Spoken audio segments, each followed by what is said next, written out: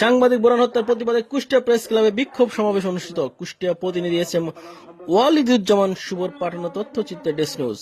নোয়াখালীতে সাংবাদিক বোরহান উদ্দিন মুজাক্কির হত্যার প্রতিবাদে কুষ্টিয়া প্রেস ক্লাব বিক্ষোভ সমাবেশের আয়োজন করেন।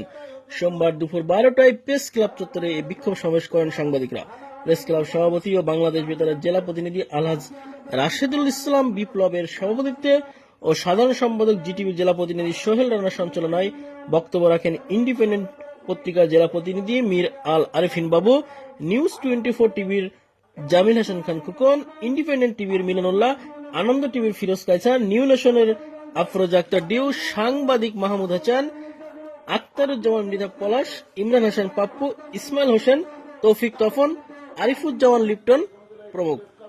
বক্তারা অবিলম্বে সাংবাদিক নির্যাতন ও হত্যাকাণ্ডের বিচার বিশেষ ট্রাইব্যুনালে গঠন করার জন্য সরকারের প্রতি উদাত্ত আহ্বান জানান। এ সময় কুষ্টিয়ার সকল সাংবাদিক সমাজ উপস্থিত ছিলেন। Desk news, BMF television.